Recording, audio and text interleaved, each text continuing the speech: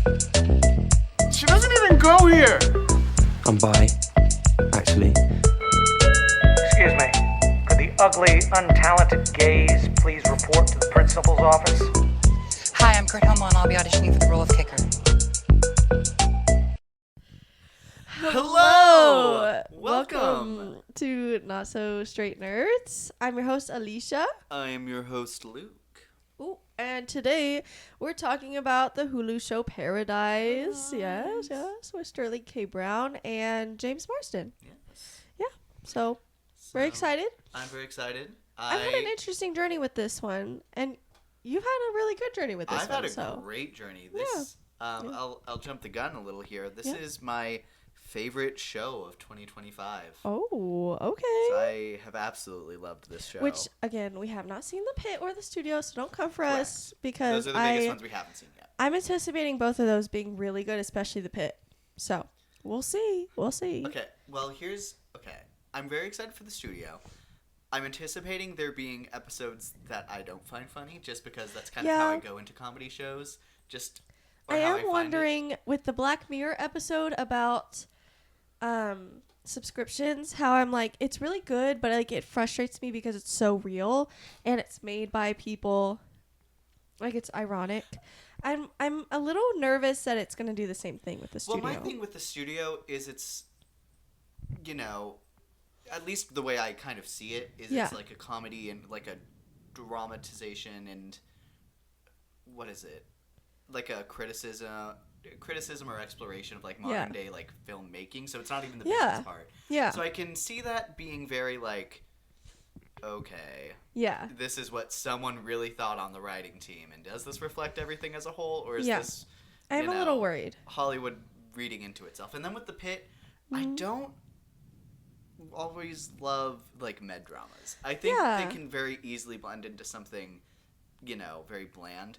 Clearly people don't think this one does, and I'm very interested to see how it avoids that. Like, when I first heard it was good, I was like, yeah, okay, but people, they like Grey's Anatomy, they like The Good Doctor, whatever. And like, I've seen most of Grey's Anatomy. Well, actually, I don't know, I've seen most, even with all the seasons now. And I liked it, but I was kind of like tired of it. So I was kind of wondering, I was like, I don't know if I want to watch a med drama, but then they said it was like really good reviews. And then they said the whole concept is like every episode is like an hour or something. Like the hour that you watch is an hour. Yeah, it's like a real time. Yeah, and I think that's really cool. Yeah. And they talk about loving a lot of the characters, so there's a lot of character work, and I'm like, okay, I'll give it a try. Very interested to see how that works in a ER setting. Yeah. It feels very new to the genre, but I do just worry I'm going to feel the same way I do about some of those other shows. Yeah. And I guess I don't have any, like, considering all the like praise that show's getting, it feels like I don't maybe need to expect that, but I'm still like on the back burner being like, if I fall into this, I'm not going to be surprised. Okay. So I'm anticipating right now it just being a really good version of some of the stuff I've seen from those shows, like Grey's Anatomy. Yeah. I'm hoping to be blown away by it like everyone else is. With this show specifically, tying it back into Paradise, I was very excited. I remember seeing trailers for this a lot in January. Yeah. So, and I remember being really intrigued by what the whole, like, the biggest secret that nobody knows, and it's right in front of our eyes. And I was like, I'm very intrigued by what that twist is going to be. And presumably you find that out in the first episode. And then, eventually you find out what that is. Yeah. And I was so on board with it as after they revealed that. Yeah. And I was like, almost right then is when I knew I was going to absolutely adore the entire ride of this show. Yeah. I had a little bit of a different journey because I tried to watch I got to I want to say maybe half of episode 3, and I had stopped for a while because I just wasn't getting into it. I think it sucks because we started Severance around that time, so I was expecting it to right out the gate really hook me, and I just didn't really have that. And let me dance around it since we're in the spoiler free section. Sure. There's something that happens in I think the first episode. Yeah, I think that's where it ends. That I didn't like because I like the person that the bad thing happened to. And I thought that meant they weren't going to be in the rest of the show. And so it put a bad taste in my mouth. But then I just needed to give it a chance. And they were going to come back and be in a show a good amount. Mm-hmm. And then a lot of other things were going to happen as well. And I just hadn't been in the mindset to give it another chance. I thought it was just, I kind of chalked it up to like, oh, this was like an overhyped thing, one of those things. But then you watched it and said it was really, really good. And so I was like, I'll give it another chance. And yeah, I got there really quickly, actually. I really just needed like to finish episode 3 and get through 4 to be like, okay, we're getting somewhere. Like, so it wasn't like an immediate love for me, but I do think when I started it, gave a little bit of a disadvantage.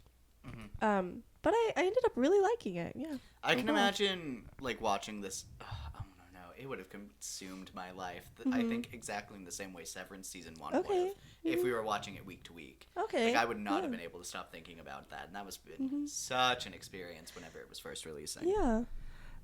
Since very excited. Isn't there a season 2? Like it's greenlit. Season 2 is greenlit. Okay. So I'm excited for that. We'll get into it in the spoiler talk. I don't know. I do feel a little certain way about it going into a season 2, and I fear it might lose the magic way more than I would say like Severance does with its season 2. I think it's going to be a lot easier for this show to lose what I think made it really special. Okay. So that has me very worried. Yeah, I could definitely see that for sure. But I just love so much of this. I have to believe a lot of the good is going to carry over. And the acting is one of the strong suits of this show.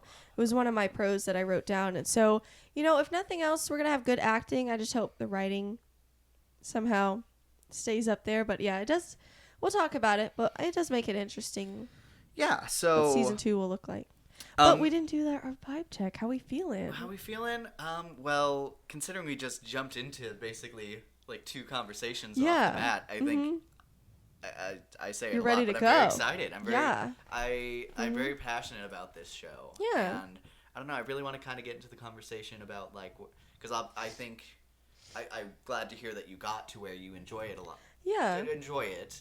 Yeah. I don't want to put words in your mouth, but I absolutely. I would say at some point I said I enjoyed it a lot, or like I felt like I enjoyed it a lot. Yeah. But I'm really interested in like breaking down like where we kind of separated in the beginning. Okay. Yeah. And maybe talk that out. I'm interested to. We have the episode by episode, so we know exactly. Because like I remember what happened, and the same with Severance, but I still want to kind of look at what episode did everything happen in, what order, and all that. Yeah. So. Yeah. How's your vibes? I'm good. Our manager's killing it over there. On something today. Yeah, I'm excited. We're gonna talk about a fun show, and I had a good time with it, and like an interesting time with this. I'm excited to not only talk about the show, but talk about my experience when watching it. So, yeah, I think we can just get right in. Right. Absolutely. We basically already did. Yeah, we also. My bad. Okay, so you actually listed your pros and cons. So do you want to go a little bit? I didn't really finish it. Yeah, I didn't put anything on the list. Yeah. But do you want to go ahead and just start us off? Sure. I put the acting. I love the acting. I think Sterling K. Brown is amazing in this, and I know you mentioned him and James Marsden are like 2 top in your mind, like, and I agree. Top contenders for Emmy nominations, and I have to agree. I think they did great. I think that, and I think where White Lotus kind of lacked a little bit in their male categories. I'm like, it's not lack necessarily. It's more like who would be the front runner, and this is like lead and supporting, like easy, yeah. And so and good chances of winning. So yeah, I'm actually very excited for the Emmys because we've actually watched a lot of TV already, or we're going to, because like we've already hit some big ones, which is different than typically I am. Yeah, me too. I'm typically way more in the conversations for movies and what gets nominated. Me too. So I'm very excited to get closer into TV noms shows, whenever Emmys come around next year. Me too. I'm excited. I don't even know if we watched the Emmys last year, to be honest. We watched a lot of awards shows, but Emmys I've never been able to catch. I've always just caught up with it on Twitter. Yeah. Maybe we'll have to make it a priority this year. Yeah, absolutely. Yeah. And then I also really like how we talked about this a little bit last episode, but with Severance and Paradise, they're just really fresh dystopian ideas, and I love that. The genre is so underrated because you can do so much with it, and there is already so many great existing ideas, and I know there's great ideas just like brewing in people's heads right now, or maybe they're already there and they just need to have an opportunity to like manifest that. And I think this is a great example of that. I think it's really interesting. The world, something happening to the world, and then they're like, I don't want to spoil it, but like what happens and what makes the world dystopian is very interesting. Yeah, it's actually really where it puts all the characters. What was the craziest experience to me was being like halfway through the show and then thinking about how great it was and like trying to think about how I would describe it, and it like hit me like a bus. I was like, oh my gosh, this is a dystopian story. Oh yeah. And it's not what I signed up for, which is the craziest thing. Yeah. And it just accidentally became a great example of modern dystopian writing. I agree. Loved it. Totally agree. My only cons, which I'm really gonna see if I like really, I have a problem where when I watch things on my own, I have a problem focusing because I like talking about it. That's why I like this podcast. I like talking about it, and I like having that community. Or I like being in a atmosphere like the movie theater where I am almost forced to pay attention, which I know people nowadays don't do that half the time, but I do. I still have theater etiquette. So I thought I saw something move, and I thought it was a bug. I don't say anything. I'm scared. Anyways. She's crazy. Anyways, I saw a cockroach. Let me finish my word. Cockroach about the size of my hand today. It was disgusting. Gross. Anyways, moving. That's why I was like, I'm having flashbacks right now.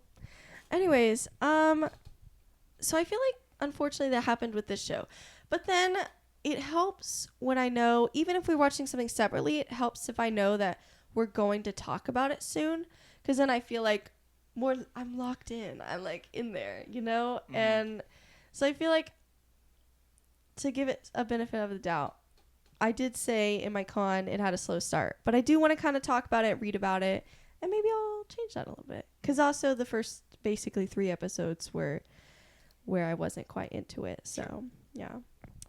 And then this one I stand by, and I know you think differently, and it's fine. I think Sinatra and like the character and the actress do a really good job at what they're supposed to do. I unfortunately just find that thing really insufferable, and it's at a point like there's always a line with people with how far you can go before it's too far, where they like we're having this conversation with The Last of Us. How far can you go when making a decision or having a certain character to where you're just irredeemable, or people don't like you, they don't want to watch you? It's not even like you're not even a villain, like you're somebody they don't want to watch now. And unfortunately I feel like that's me. I just hate when people work so hard to like, when awesome people like Sterling K. Brown his character, I can't talk today. Xavier Collins. When he works so hard to get to a certain point, and then she just like happens to have in her back pocket like something to manipulate him, and it works, and I just hate that, because I feel like he was such a cool character, and I just hate that she was able to like one up him, and it just is less interesting when she does it. I like when he does it, and I don't like when she does it. And I don't know, maybe it's because he's not supposed to be like a villain, and so when he does it, it's awesome, and then when she does it, it's like, you suck. But I don't know, I just found her really aggravating, and that's nothing against the actress. She did a phenomenal job, but I really don't want to see her ever again. Mm-hmm. So sorry. And it kind of dimmed my experience a little bit in those last few episodes. So yeah, a little bit, just a little. And that's valid. I can see why you and other people might feel that way. Yeah. I think it works a lot for me, especially whenever I have the switch to this is dystopian. Mm-hmm. And what does this character say about things in the real world? Oh, and yeah. It feels... Mm-hmm. It's almost like I wanted her to be like a President Snow type character, because I still am really fascinated by President Snow, even if I hate his guts and what he's doing. But she came off as like a Coin character, and I also think Coin is insufferable, because I just think it's almost like she's like a try-hard. Like, she's trying to, I don't know. Even though Sinatra doesn't have like a Snow type character that you can compare it to. She is like the Snow. So I don't know. I don't know why it comes off like that to me, but it does. Interesting. Any other cons you can think of off the top of your head? Not off the top of my head. So not really much, to be honest. I mean, I didn't really care. To be fair, Sinatra is one of the three people on the poster, so. Yeah. I really have no complaints for the main two guys. I don't have a complaint about the therapist. Not really. I guess I kind of didn't love where her storyline went, but it's not that big of a deal. And then, cause she was so cool in the beginning, but anyways. And then the kids were fine. None of them really shined for me that much. I mean, I don't know. They were okay. They did what they needed to do, and I think that's great for them. And then there's a very minor storyline towards the end of these people who are not supposed to be there, but people thought they were supposed to be there. That's all I'm going to say. It's vague. And I thought I never really cared about either of these two characters. But we didn't spend a lot of time with them, so I'm like, honestly, so I don't put it as a con, because we didn't spend much time there, so I'm okay with it. Whatever. Sorry for the vagueness. You're probably like, what are you talking about? I will say, if I had to list some of my pros, and I didn't list them out, so these are just coming off the top of my head. Yeah. I love the cast. Yeah. Like I said, I think Sterling K. Brown and James Marsden both have an Emmy with their name on it coming up. I would not be surprised if they were chiseling that out right now, because it is just... They're really good. It is so strong. There is one episode, which I think unanimously people are going to consider the best episode of this show, and it is was very affecting to me. Yeah. And it was, I feel like, it's essentially the episode. Yeah, the episode that's gonna earn them their nomination. Yeah. Maybe win. Mm-hmm. So I super love that they're gonna, and this is perfect for an Emmy Award category, and I think it's super watchable, which those two things don't always correlate. It's a fairly quick watch too. It's only one season and it's 8 episodes. So I really hope that they get their shine. If there is any snubs in those two categories, you better watch out, Emmy. You better watch out, Emmys. I said Emmy like it's a person's name. You better watch out, Emmy. Emmy is the gold thing.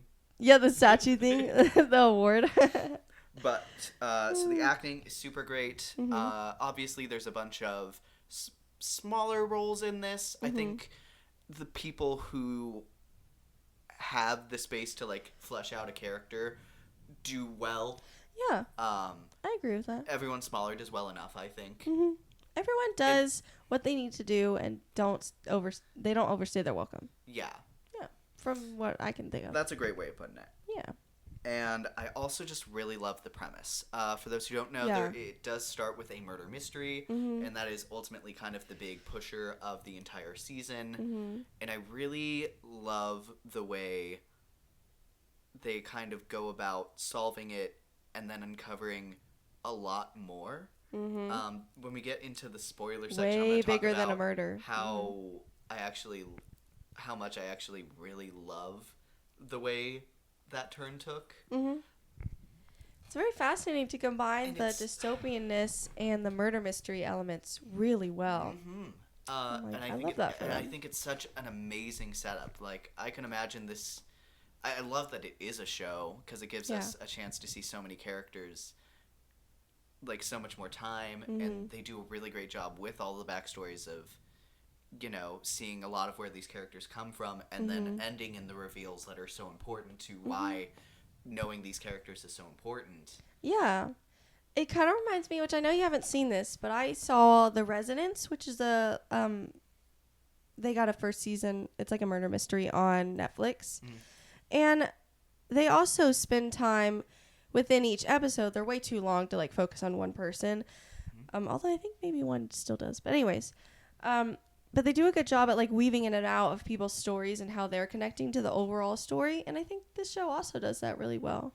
Yeah. And that gives it its murder mystery feel of like, here's what this character was doing and how that contributed, or what they were doing around this time or whatever. So it's so unique, but it still gives me like the best parts of Only Murders in the Building season 1. Oh, that's a good comparison as well. And it almost because there's like the mystery they're trying to solve, and then there's the mystery they uncover, and I love that they like accidentally stumble into that one so heavily. Yeah. And it's interesting to see like it almost like the main murder almost takes a back seat for a minute. It's like it's still there, and it feels like it should, like it's not out of place. Yeah, and we'll get into the more specifics because I have a perfect way of like the perfect like phrase Segue. to say it. Okay. But 3, 2, 1, 2. But I really love, because in Only Murders in the Building, eventually we kind of got to the point where it was like, cool, so essentially anyone who gets an episode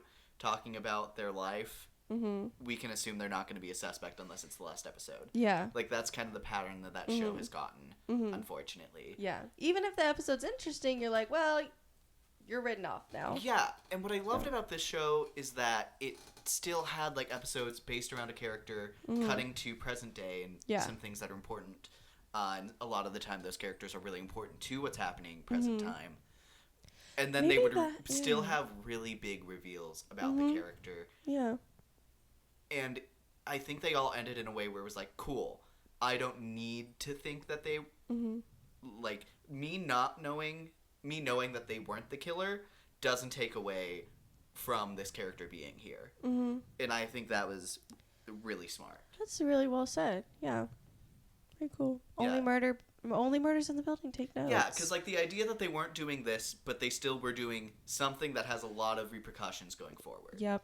Maybe they do need like an overarching story and the murder. So then they're still, even if they're not the murderer, they're still important to the overall story. Because I think the whole murder mystery and the whole conspiracy thing, it like they blend together so well, and they like mesh, and the characters don't always see where one starts and one ends. And I think it all just makes the whole thing very like questionable as the audience members. Like, how much do I trust this? Like, this person's wanting to solve this, but it really looks like they're involved in this somehow. So, and I love that this show just kept me like guessing the whole time. And I love that they even make a good point about bringing in basically every single character. Like every like casted character given a name ends up coming back to an important capacity at some point. And it always felt super clever.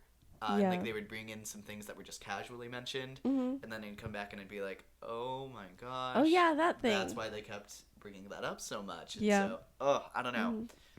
I love a really good murder mystery, and then the whole conspiracy drama of it all. It's just so refreshing. I love the cinematography of it. It's a very pretty show. There are parts of it that are Mm-hmm. super pretty. I love the town. And then production design was always really good. Yeah. And then I also really love there's a big event in the episode, and I think the realization of that huge event is like it's terrifyingly portrayed. And like that's another thing that was like, oh my god, I can just imagine something like that happening, and oh my god. So super loved that. If I had and another thing that you also probably disagree with a little bit is I absolutely loved the music drops. Like, every single time. I only disliked one, and it was the Eye of the Tiger one, right? Yeah. Wasn't that Paradise? I don't know. love that one. I literally... And I liked that song, I just didn't like the use of it. I also... I don't know. I love songs when they're performed in, like, different energies than the original. Usually, I don't mind that. And I super love that one. That's actually... Like, the moment of that one is, like, one of my favorite moments on television this year. It just bugged me because, like, that's not the point of Eye of the Tiger. It's supposed to hype you up. It's just one of those you shouldn't, like, change. But it's okay. If it worked for some people, then, I would argue it is a hype up because it's him officially declaring war. But it's slow. Just be like, Eye of the Tiger. I don't know. Why? Or don't use it. Use a different song. That's why I disagree. I think I think successfully slowing up or speeding up or slowing down a song, I love the effect that has on, like, my whole body. Okay. Like, it's like a... You're like, I'm chills. hooked. They're cooking. Like, they did... Like, I love there it. was that one, and then there was also the... I Think We're Alone Now. And I loved the way I they liked used the that others. one. I loved the Paradise song in the first episode, and then the reveal they did with that. I just... every time they played a song, and then they reveal all the songs being played were relevant in a way that I thought was also very fun. All just super cool, all super fun. And I don't know. My biggest con is I'm really scared about what a season 2 looks like. Yeah. Because I think there's a really big element that makes this show, like, very different and I think very special. And I think the way it ends, it very clearly is going to take out a lot of that. And I think that'll make it, unfortunately, a very different show. Yeah, like where they leave us and where we think they're going is very interesting for season 2 because it's very different. Yeah. So and then we'll also, see. They revealed a lot, and like we were talking about with Severance, they didn't leave a lot of questions out there. So it there's feels certainly like a mission to be had, but where's the mystery element? Yeah. There. Because that was just so a key of this one. So how do you continue this show, making it still feel like this show? Yeah. Is the thing. Like, or will there's it something to do. Because it might still be good, but will it feel like a completely different show? That's what I'm feeling. Yeah. And I don't know. At that point, it feels like it could be very similar to other shows. Especially one that's coming out right now. Yeah. Yeah. And, we'll see. We'll see. That being said, unless you have anything else to add. No, I was going to see. Do you want to try something different and go per episode since there's only 8 with this one for Sure, spoiler we can do section? that. I love it. Yeah. So that'll do it for a spoiler-free section. Yep, you have been warned. We are going into spoiler section. Cue your thing that you prepared. 3. Let's see if I can remember it. 3, 2, 1. In trying to solve the murder mystery, they stumbled upon the biggest mystery of all. Or whatever. But it's like the idea that... What was it? Oh, What was it? That the world didn't actually end and they were being locked in this underground town. They're being lied For to. no reason. What? Oh, no. The door. Let me in, please. But yep, the big twist that I was looking forward to learning was the entire town that this show takes place in. Because it takes place, the city is in a mountain, under a mountain, and on the they're inside all of one. Yep. And supposedly the world had ended above, and this is the bunker where all of the people were sent so that humanity survives in some capacity. Except they still did. In the real world, they still survived. We did. See, it's still livable. Survived. It's a little toxic. They said not very pretty, but they're still alive. It'll buff. It'll buff. There's just like toxicity in the air, and they're like, it'll buff. Whatever. So does New York. New York goes through like a world-ending thing in the MCU every other day. It'll buff. It'll be fine. Your world will be fine. Just take notes from the MCU. It'll be fine. So the first episode, it is revealed that James Marsden as the president is murdered in his house. That's why I was like, no, I love James Marsden. I don't want him to leave. But then he doesn't. He doesn't, guys. He comes back. It's flashbacks. There's a lot of flashbacks, and the flashbacks are very important to the show. Which I love when shows do that successfully. Yeah, me too. Because the before and after of like the most interesting that's happened on the thing that's happened on the timeline, fascinating. Well, and it never feels like they're just trying to bring him back because they regret killing him off. Like it feels very purposeful, and it's always it always comes at the right time, and they always give what needs to be given in that scene. So yeah, I appreciated that. Yeah. I wish they were just more like, wait.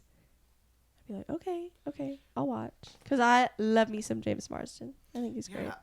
And whenever it was revealed that he was the one that was killed, that piqued my interest almost the most. Okay. I was like, oh, so where do we go from here? Because I've seen scenes with him in like the trailers, and so I'm like, so I know those happen.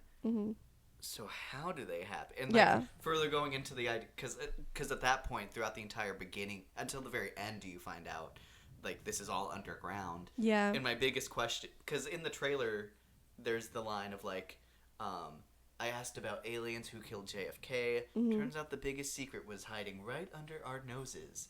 And so I was like, oh my gosh, what do these people not know? And I was like, oh my gosh, is it that they're clones? Is it that they're replaceable? Is it that their president grows back or something? It's like some Invincible type thing. Yes, who knows? But they're never really and dead. I loved the reveal that they were all underground and showing that they had bracelets that like monitor them and let them do everything. Yep. And then I was like, whoa. And I was like, do they know that? Were they just like, what happened to make this need to happen? Right. It was all, I super loved it. And I was like, I need to know so much more. Yeah. Right after the first episode, which is exactly what you want from a first episode. So, okay. Oh. So they're so the president is murdered. Everyone's in a frenzy. Everyone's accusing everyone of doing it. Yes, because Xavier is his, one of his security guards. And it is pretty clear early on that he does not like the president, but he does his job well. Yes. Like, it's not... I never personally got the feeling that he would murder the president, which I think was really cool. I think it's nice knowing, like, yeah, I don't think he did it, but I do see that there's animosity there, and I want to know more about that.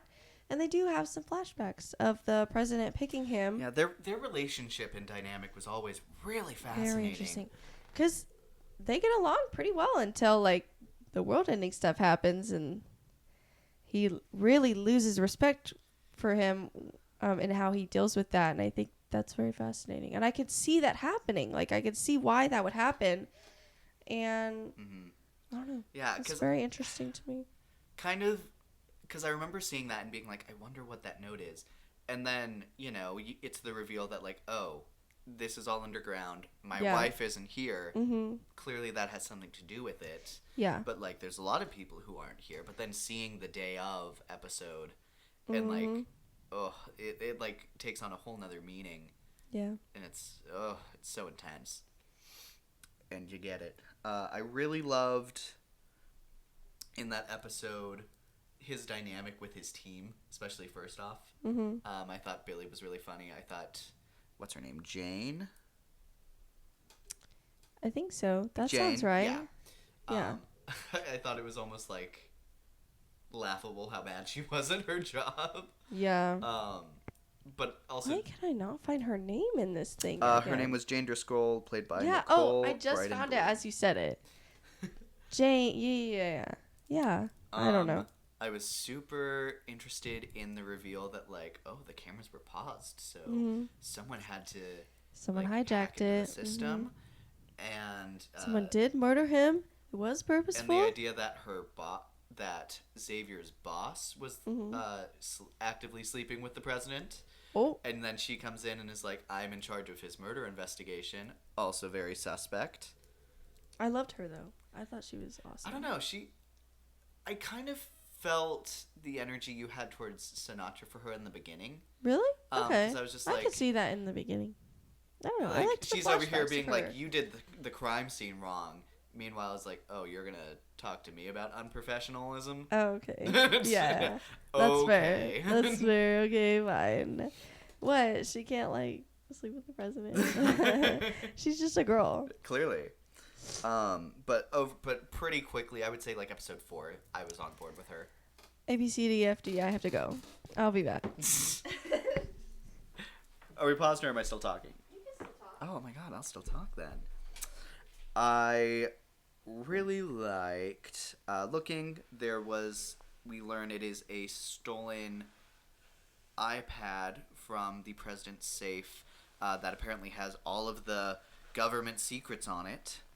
So that leads us to believe that it is very planned and something very, what's the right word? Like spy thrillery, someone from inside the system came to do this. And that whole kind of vibe. Job. Yes. An inside job. I'm back. Yeah, and that adds a very exciting element to it, which we eventually learn, is not the case. But that leads us to where the biggest mystery is. Trying to think of some other important stuff. We're on number 2? Sure, we'll go into number 2 because I think I covered everything. The flashback. And number 2, what episode? Well, not what episode, but what was that episode? Episode 2 was Sinatra. Oh, and that was her flashback. I love the opening. Or I don't know if it was the opening scene, but I love the scene where Xavier gets interrogated. Because I saw that actually in a Hulu trailer. Okay. Because I saw the scene where the therapist comes in and asks him, is a little bit of you glad that the president is dead? And then she does the drop the hand. That's the therapist. Yes. And she's great. She's I knew her from Red, White, and Royal Blue, but I think she's also in something else. Oh, she is in Red, White, and Royal Blue. She's great in that. She's the one that freaks out when she finds out. I love that. I'm like, you go, girl. They're stressing you out. They're just trying to live. They're just guys, okay? They're just little guys, like. But But you're also just a girl. Like, it's okay. You're doing your best. But I love that scene, and it made seeing that scene outside of context made me also very interested to see this. Yeah, and it was really good in context too. I loved that scene. That's where good. That is one where even within the second episode, I really liked that. Yeah, so. And then seeing Samantha Redmond, aka Sinatra.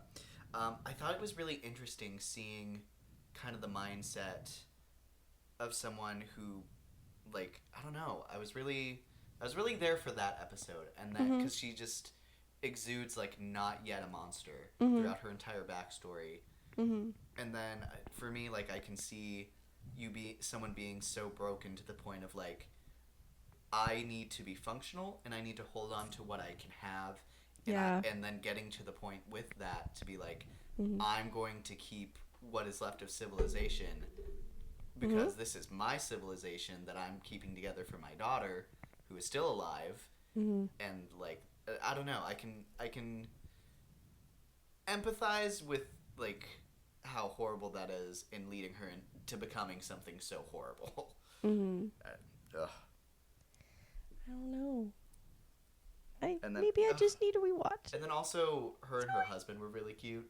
And then with their kids, Yeah. And then ultimately, whenever it comes to the city, she ends up having some Elon Musk energy. Yeah.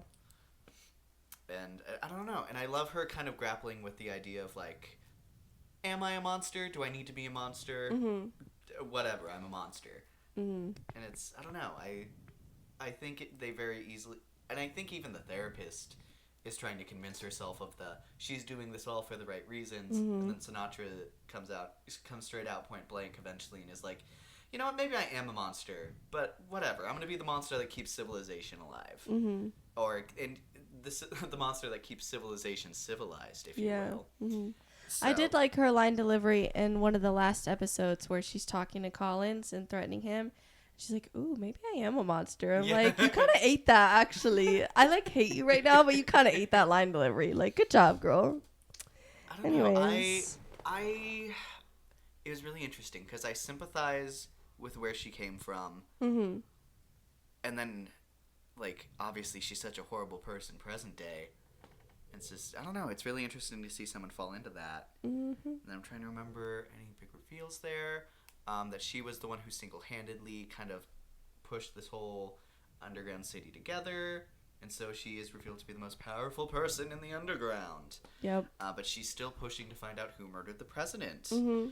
So she still doesn't know, or supposedly. And that's very interesting because she inherently seems very suspicious. Mm-hmm. But then why does she want this investigated so badly? Yeah. Mm-hmm. Very, very fascinating. Yeah, and then they find out that in a flashback that someone did know that the world was going to end one day, or say that the world was going to end one day. And you know what? That's actually one of my cons. Oh. If I took away any point, and I eventually did forgive, sometimes when a season is just like really good throughout, if I'm missing like some 0.5s here and there, I'll round up. Okay. One of the points I took away, like it was like a 0.5 I took out, was because of the scientist who knew the world was going to end. Yeah. And it's like, dude, if this is the energy you're going to like bring when you're talking about this, why the hell are you even bothering to tell people about it? I feel like, yeah, that's valid. And it's like, dude, you're an asshole. Maybe that's why no one listened to you originally. Yeah, and then so no one's listening to him. He has and basically also he has some horrible line deliveries with it. Like, if that is going to be the character you're going with, like he's at least gotta act well. Like he's not. You can't do poorly at both acting and writing. But I did like the whole. I don't know if I necessarily care for his line delivery, but I just like the line of like, what should we do? And he's like, dig a hole and get inside. I'm like, well, that's a great line. Fair. And I think obviously that's what a they character did. that needed to exist in some capacity. Yeah. Whether it's but a it new could have been actor better, or getting something that actor was capable of doing. Yeah. Like there's just a disconnect between the actor, the performance, and what that character was supposed to be. Yeah. And then also at the end of the episode, at that point, we find out Collins is suspicious of Sinatra and says he's going to investigate her. Ooh, also in that episode, I really loved the way Sinatra bonded with Cal. Yeah. Talking about her son who had passed away, him just like bringing it up and, you know, not talking about him. And I really loved the line of like, so many people want to act like he never existed. And that's like all I want to think about. And I don't know. I think this film has, or this series has like a couple of like things they kind of run with that are a little unrelated, but have such like strong messaging, and that was one of them that I really loved for that episode specifically. Yeah. It also is there anything else on that episode? No, we can go right into 3 if you want. Absolutely. The architect of social well-being. We had the therapist, who apparently helped create the structure of everyone's lives down in the city, which I thought was very interesting and like a fascinating concept of like, I need to figure out how to put everything so people live life and stop thinking about how the world ended. What personalities can we take and how can we make them be civilized, like live in a somewhat happy life?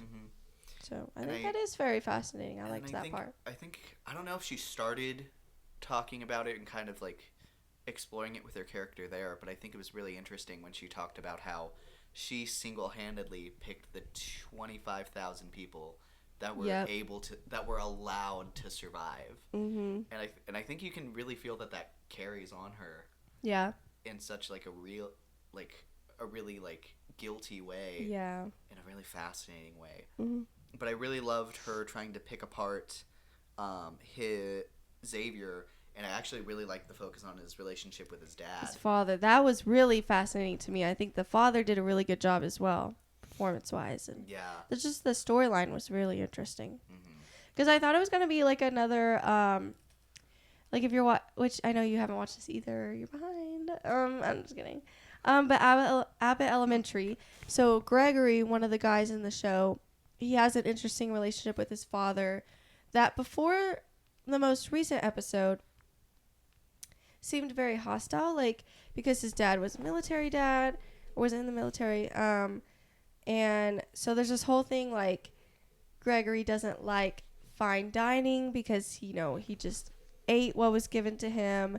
He had a very strict upbringing, and he doesn't have a good relationship with his dad. His dad never wanted to have fun, like, anything like that. He wasn't willing to have fun. And I think I was a little worried. I was like, oh, like, that's an okay trope, but I do want to see something different, because I did just watch that.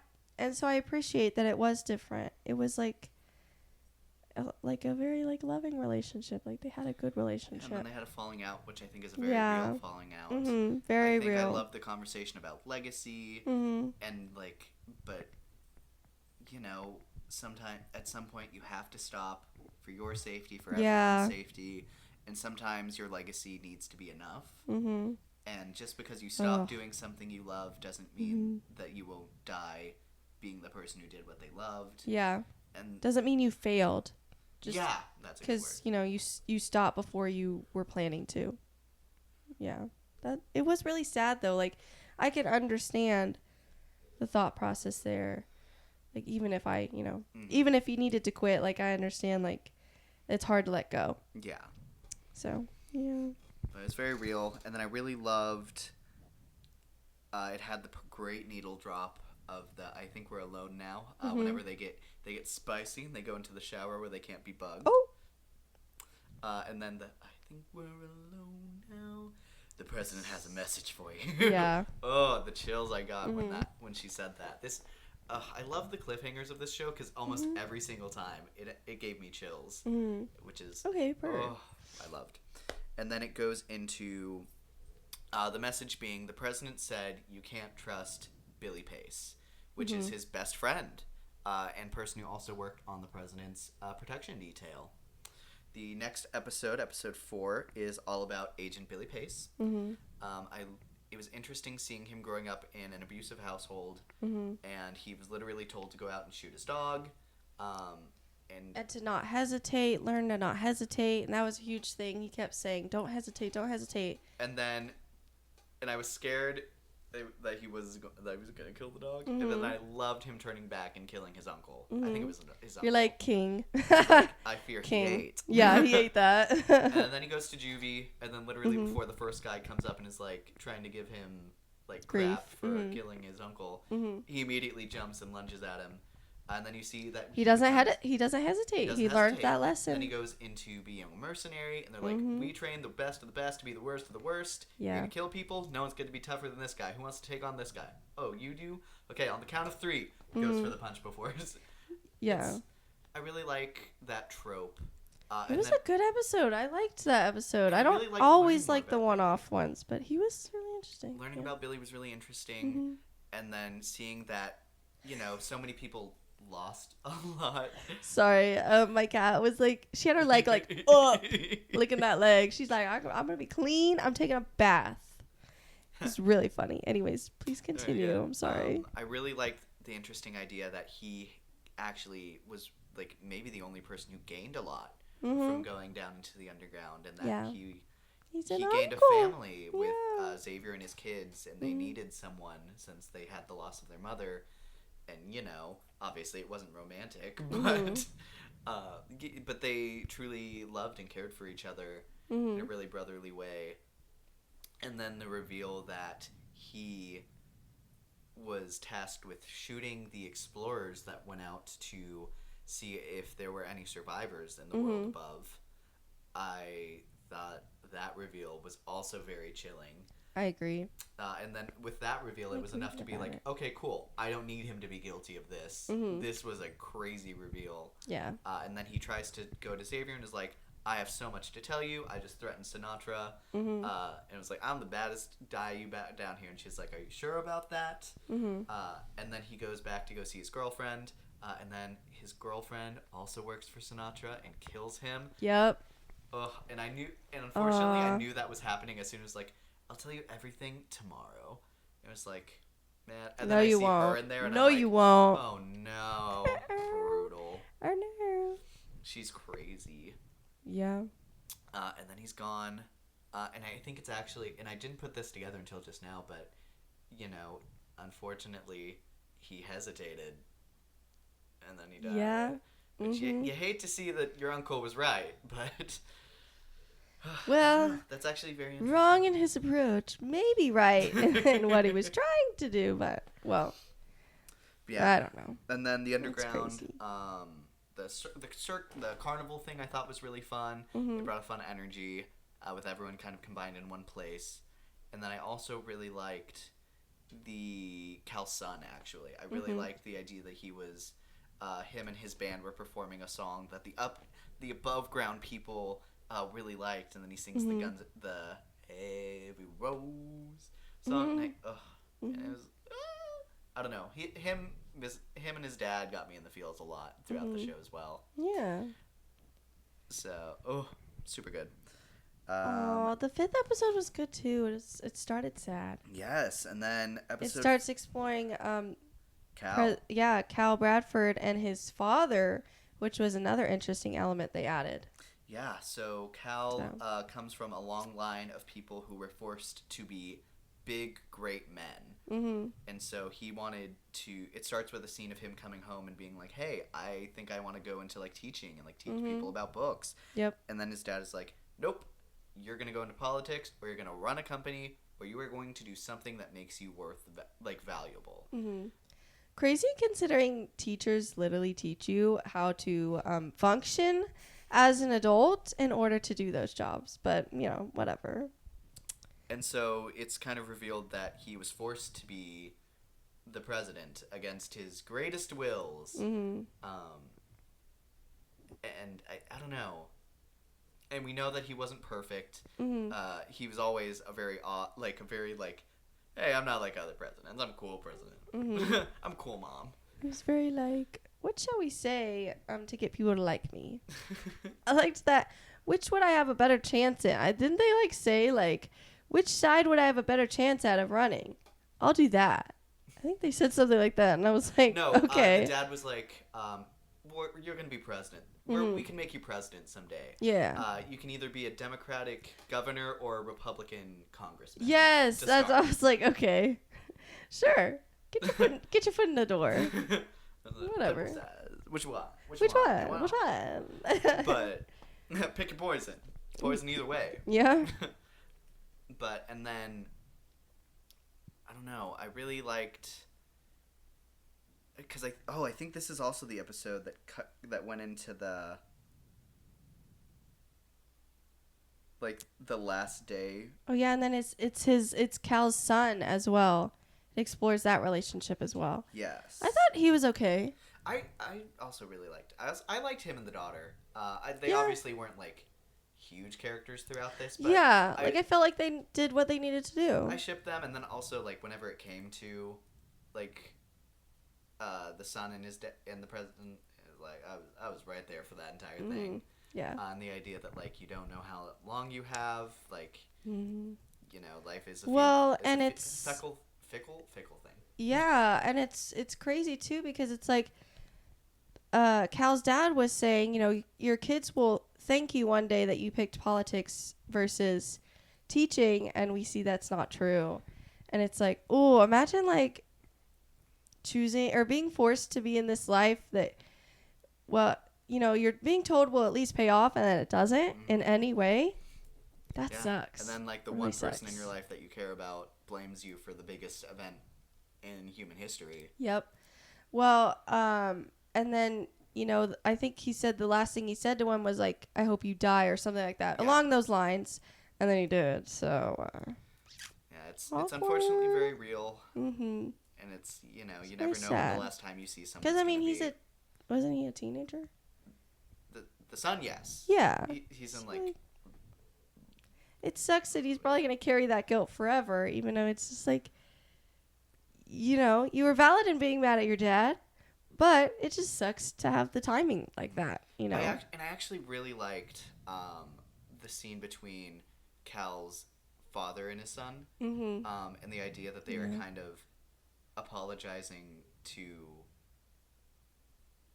their son, to Cal through each other. to Cal, yeah. And I thought that was just an amazing scene. I agree. I know what you're talking about. I also loved the dad, like the dad scene where he was like, because Cal was like, "What do you think Mom would think about all this?" And she was, "You good?" Guys, I have allergies. I have really bad allergies. I have like hella sinus pressure right now. I'm so sorry, guys. But his dad was going along the lines of like, you don't understand why I built this, helped build this place. Yeah. This bookmark, she gave this to me when we like were children, and she is gone now, and there is nothing up above. So this whole world is my way of making sure that some part of her lives on forever. And I thought that was an interesting kind of look at just avoiding the like, I'm rich, I want to survive trope. Yeah. So you continue to talk about this episode. I'll be right back. Sorry, guys.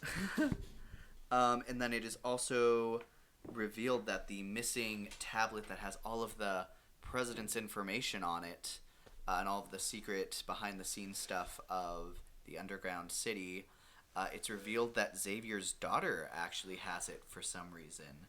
And then Cal's dad also goes crazy whenever he walks in on them and is like, you were there, and it's passed off originally like she was crazy, but then at the end of the episode he's like, she was there, and we see that she has the tablet under her bed, as Xavier is having her pack up to go. Ooh. That is also, I think, the episode where it ends with the eye of the tiger. Yeah.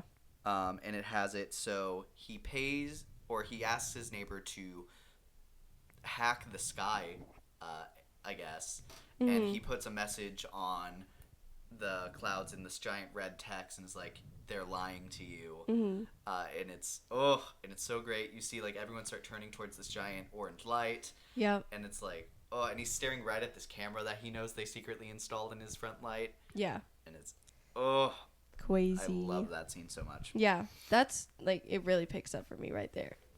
But I like what's happening so far. But yeah, that's when it's like, oh, it's going down. And then you ask for a miracle. Xavier and Robinson execute their plans as Sinatra strives to maintain Paradise's current state. I'm actually trying to remember what happens in that episode. That's when it starts, I think, to go down, where they're showing the president the quickest route from the Oval Office to the White House bunker. Yes, Collins asked Cal what's going to happen, but Cal doesn't He's vague say about anything. Yeah. A lot. Which leads into a lot later, because then when it all goes down, he gets really angry. Xavier gets really mad at Cal because he says, if you would have warned me, I could have prepared. I could have kept my wife here, because he couldn't help his wife because she was in another. In Atlanta. Yeah. So, he's very vague, and it does not turn out well. No. And then he promised that he would get Colin's wife. That's when I think Sinatra sends Dr. Tarabi to meet with Collins in the diner to figure out what he's doing. Correct. Right. They get the weapons. They steal the weapons. They have that little hidey place. Yes.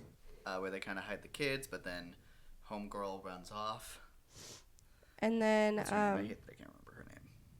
Yeah, and then when Collins finds out they successfully got the weapons, he cuts off his wristband in front of Dr. Tarabi and officially declares war on Sinatra. Then Sinatra tries to get Collins and his children, as like leverage against him. Yeah. But their trackers are offline. She sends Jane Driscoll, to find the children. And I love her thing where it's like, can I have the Wii? Yeah. No. Oh, that was really funny how bad that backfired on them. I loved that. And then they have on the dome, do you want to know the truth? Every time they had the message on the dome, I was, loving it. Uh-huh. Oh, and then Jeremy, Cal's son, helps Presley, Xavier's daughter, to find out what's in the tablet. Yep. Use his grandfather. Find out about the people who went out and survived on the world, and then that they were assassinated on Sinatra's orders. Yep. And then Collins gives a speech. Xavier gives a speech. God, Wikipedia is so weird. Their wording. They like refuse to call Sinatra, even though that's her nickname the whole show. Yeah. They keep calling her Redmond. Right. That's not what they call her though. Anyways.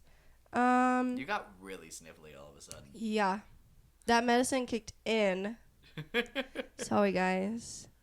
And then the team is panicking because the weapons have been stolen. And then Collins starts a countdown on the dome, and then they shoot decoy flares. I also loved that scene. I was like, oh, gagged them. Anyways, and then it scares Sinatra enough because they're talking about how to get it down. Yeah, they're talking about how to get control back. And they're like, the only way to do that. Shutting off the sky. And the therapist is like, oh, if you do that, people are going to remember that they're living in a city and everyone they know died. Yeah. And but then and they cause pure chaos. To, but yeah, Sinatra is freaked out enough by the flares that she doesn't anyways. Right.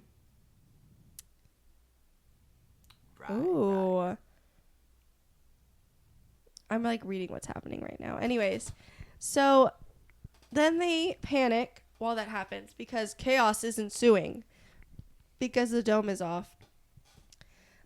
So they go to like a bunker. I need to like plug my nose right now. Anyways, so sorry guys. But then Collins is and his team is trying to intercept them, and the lights finally come back on. And they confront Sinatra, and she admits to killing, Billy. I guess, Billy. Yeah. And then says to Collins, "Don't kill me. I know where to find your wife. She's still alive." That's the big drop of that episode. Yeah. You do the 7th one. I have Absolutely. To go again. The 7th episode. I'm sorry. I'm tweaking over here. I'm sorry. She's killing it. The 7th episode is what I would say is the episode of this show. It is the kind of play-by-play of what happened the day the world ended. So it follows in the White House, where Xavier is the bodyguard to the president. They find out that a volcano under Antarctica erupted, immediately melting like tons on tons on tons of ice that is creating a tsunami that will basically just go back and forth over the earth and just keep, completely submerging major cities across the entire world. Mm-hmm. And I'm doing great. So you see the cabinet meeting where he officially makes the order to send everyone to the city. Mm-hmm. It is revealed that they were told they would have a couple days advance to prepare for it, and they got hours. Yep. So I think that's also an important thing to remember in the vein of, why couldn't you get his wife where she needed to be, mm-hmm. which is tragic. And then I really hated seeing that clearly there were people clearly in the White House who were in on the plan and knew what to do, mm-hmm. and then you could see the ones who weren't in on the plan knowing that other people had a plan. Yep. And wanting to be in charge, wanting to be involved, wanting to get their kids to safety. Yeah. And ultimately they can't, and that's the tragedy of it all. Yeah. And I really hated seeing on the camera. There was a reporter, I think in I want to say Sydney, Australia, or some other major city like that. I think so. That sounds right. She's up on one of the coastal cities towards south of the equator, and yes. she's reporting, and she's like, mm-hmm. We have an incoming tsunami. We know it's going to come, mm-hmm. and we are way on the other side of the city on one of the tallest buildings, so we can see it. Mm-hmm. And then in the background, you hear this shock wave, because apparently the water is so high mm-hmm. From the waves that it's somehow I don't know the science behind it, mm-hmm. but it's creating a shock wave that's just making everyone's ears bleed, mm-hmm. which is already terrifying. Yeah. And then she turns around, and you can just it's so dark, but you can just see movement in the blackness behind her where you would assume it's night, but then you realize you're not even seeing the top of the wave that's about to hit the city. Mm-hmm. Ugh, and Wild. It is. It's honestly crazy that people did survive. You're like, for real. Okay. We come out and they're all fish people. My wife Not is the a fish. face you just made during that too. That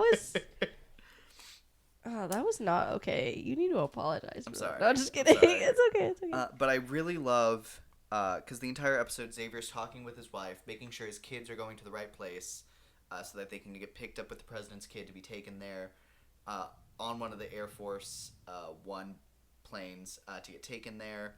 You see him trying to get a hold of his wife in Atlanta and trying to get a plane sent out there so that she can be flown to where the plane going to the bunker, and it's in Colorado. Yeah, Colorado is, and one of my favorite part of the whole episode is that Cal has to give a speech to the American people, basically saying, "Hey, America's great. We will be fine. Great. Just stay inside, and everything will be great." And then throughout the episode, he keeps spotting this janitor in the White House who is just like continuing to just keep sweeping the floor.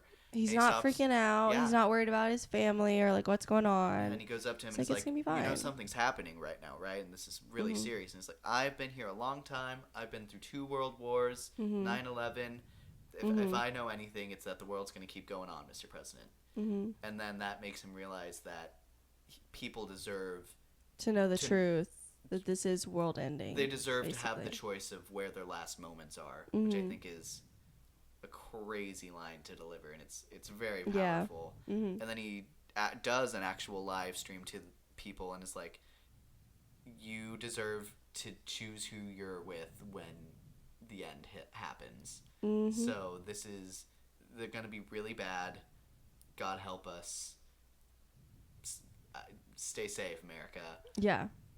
And it's and I can't even my description was horrible of it, but it's an amazing. It's really monologue. powerful. And it's super super good. And then after they do that, suddenly everyone who's not on the list to get on that plane knows that they're not on the list to get on that plane. So then they have to threaten, because the people are being like, "You're gonna take us with you." And like, we can't. So the guns have to come out and they have to get everyone out into safety, and it's tragic. And Xavier promised to protect one of the lady's kids, and she knows that he lied about that, and it is all just so painful. And also around this time, other countries are trying to like claim the leftover resources, but then Cal sends off this thing that will disable all nukes, but also in the process all electronics in the world. Yep, because his council, the generals on their plane, right before they go down, are like, "Hey, we can't make it. Other countries are launching nukes. We need to do that in response. Yeah. To protect our people. Yeah. That are on the ground." And then he has to make the choice between launching the nuclear basketball or the nuclear football. To like give people deserve a chance. A quick death, but he's like, "No, I want to give them a fighting chance. This is the way we can do that." And so he essentially shuts off, single-handedly makes the choice to cut off power to the whole entire world. planet. And then Sinatra's in the plane and having that monologue with him, and she's like, "That's crazy. You're crazy." And he has the great line of, "Hey, guard, if she doesn't start moving, shoot her." It's like, ugh, do you know how many times I wish I could say that? Dang, hey, okay. I'm tired. I'm done having this conversation. If she doesn't stop having this conversation, I'm going to attack her. Yeah. But, it's super powerful. When it cuts back to modern day, it's revealed. Oh, and then he has that last phone call with his wife as well, which is tragic. And her last words through are a satellite phone. Ugh. Yeah. Heartbreaking. When did you know that she wouldn't make it? As soon as you told me that she was still in Atlanta. Oh. Yeah. But then they find out she is actually still alive. And she's Sinatra looking has a for them. recording of her present day looking for the bunker where she knows that her husband and kids are. So she's saying, also, I have your daughter, so you're going to find out who killed him. It wasn't me. Love her line of, "I didn't kill Cal. I probably would have if he didn't stop doing what he was doing. But it wasn't, so we still have this problem. Also, the person who killed him is not on the DNA record of people in this that's bunker. when it comes in. You need to figure out who the heck snuck into our bunker. Yeah. From there, it goes to The Man Who Kept the Secrets, which is our finale episode, where he tells, what's her name? Robinson to stand down, let all of the politicians out, so that they can go and figure out who actually killed the president. Yeah. And then they find out where this like code that was left on a cigarette in the president's like hand, essentially. He realizes that that's the Dewey Decimal System for the library. And he goes over there and he finds basically a book of all of the stuff that the president had uncovered with the survivors and everything that Sinatra was doing to keep that hidden. And so he's about to go and kind of do whatever with that, and then the librarian hits him. What? And it's revealed that the librarian was someone who was working on excavating the mountain so that the city could be built, and that there was something toxic within that. Yes. Something that they were doing was slowly killing the workers. He said something about it. Instead of doing something about it, they fired him. Uh-oh. And then it's revealed that he was was the person who tried to assassinate the president at some point. And then with all of the chaos of the world ending, he was able to escape prison. And he knew exactly where to go for the bunker because he helped dig it.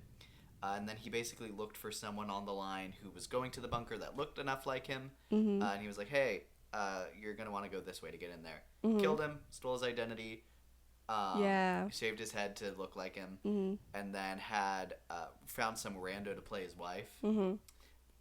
The therapist figures out who it is because the woman who, took the wife's place loves cheese fries, goes to therapy sessions over cheese fries with her, and it's revealed that the actual wife that was supposed to be there was highly allergic to dairy. Right. I remember that. That was a funny reveal. I liked that. It's like, so hey, you should be dead by now. Yeah, aren't you like allergic to cheese, right? And all dairy? Oh, no, I was just joking. I was just being silly. So it's revealed that he killed the president because he, like his son, blamed him for all of the people that are dead. He didn't warn people, and then he built a hidey hole on the deaths of the people who excavated it, and continued to... Not even the conspiracy about the people who tried to get out and find other living life and was killed for it. Yeah.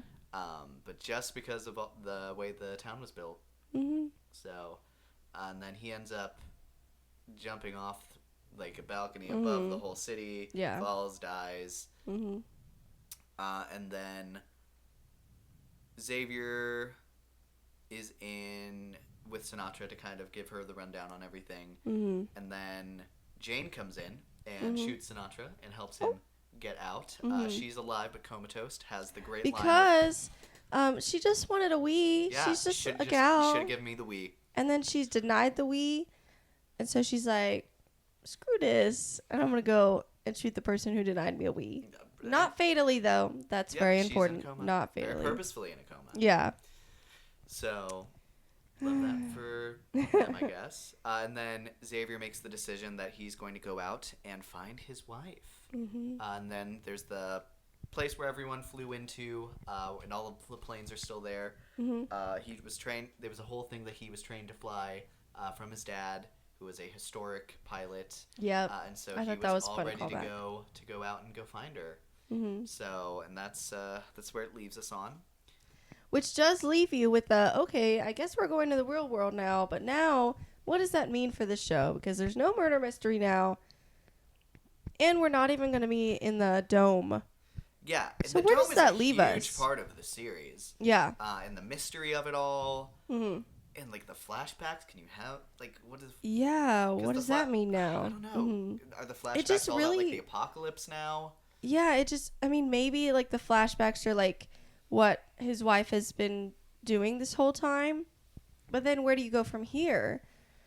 I don't know. It just feels like I'm not against what could happen in season 2, but I'm very curious to see how different it feels, because it just feels like you can't have the same vibe.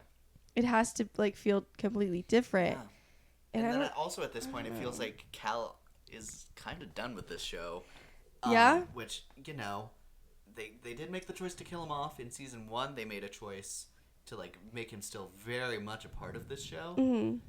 And I'm sure there's a way they could do it in season 2 if there's something else he maybe was a part of. Well, that's for a lot of characters. Like, what about Sinatra? She's in a coma, but even if she wakes up, like, what's she gonna do? It almost feels Why would she go to the real world? You know? It almost feels like it's going to break into 2 plots.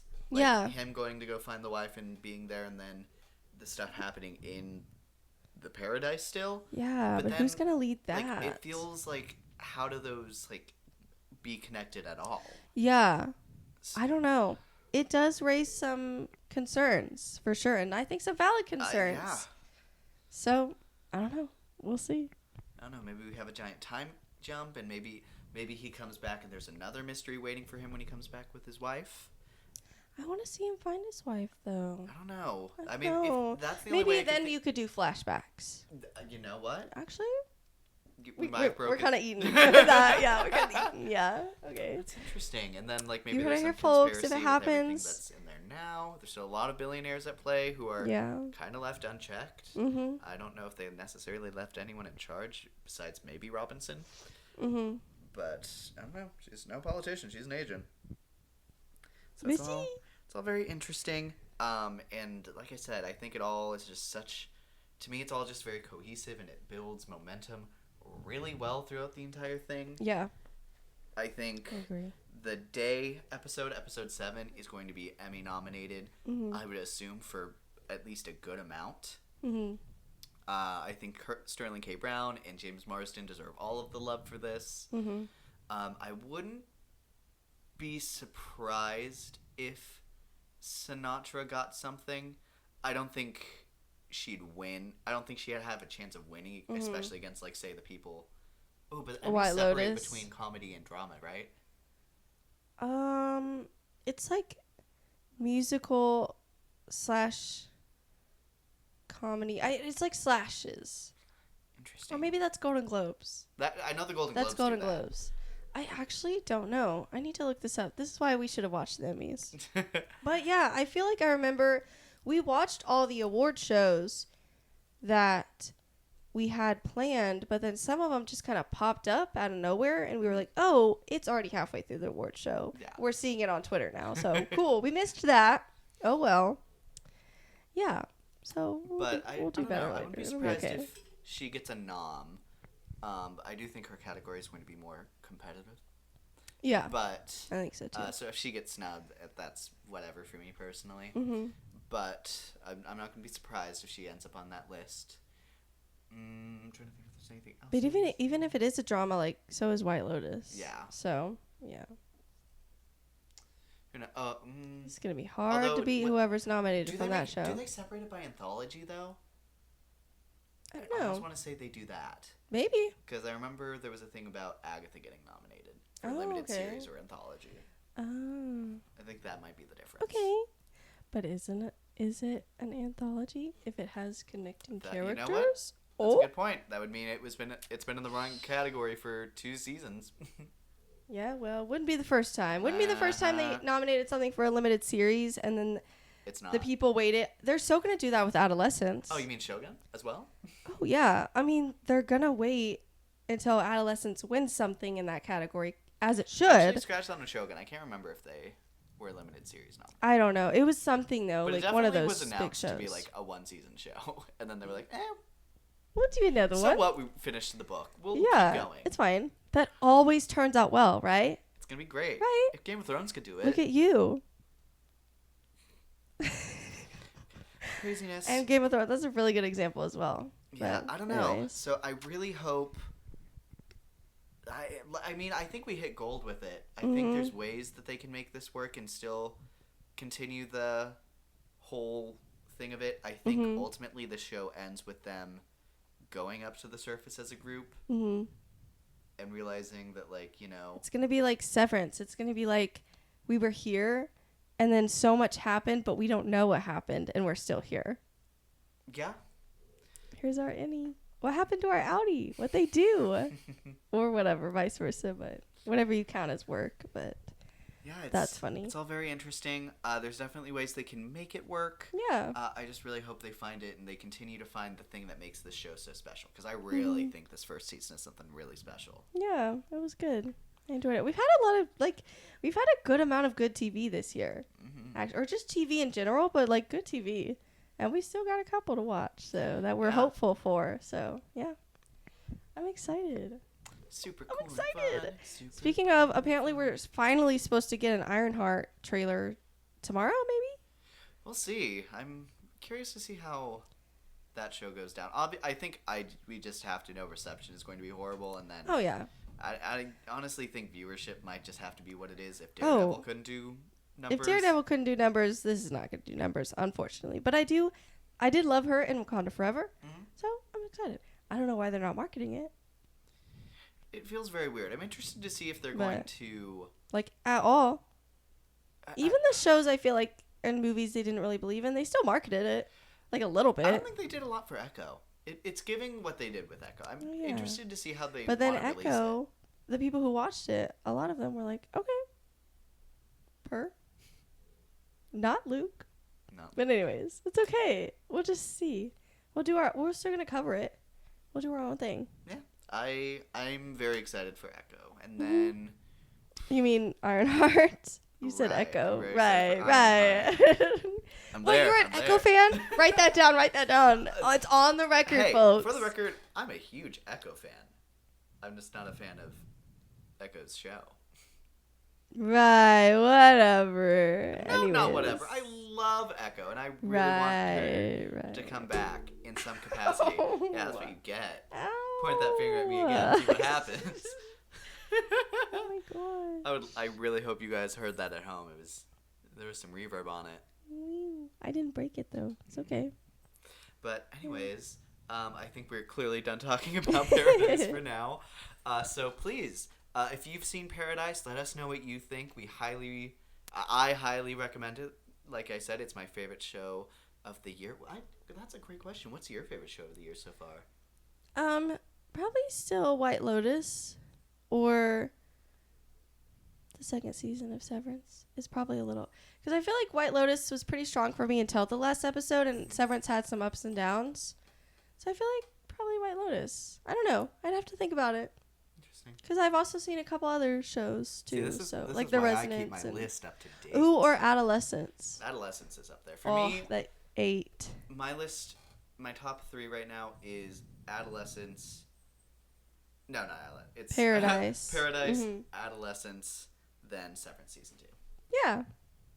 Purr. Let us know what your favorite show is. Yeah, we'd love to hear that. But in the meantime, thank you guys so much to listening to us yap. I am your host, Luke. And I'm your other host, Alicia. And thank you guys so much for listening to Not So Straight Nerds. Bye. Bye.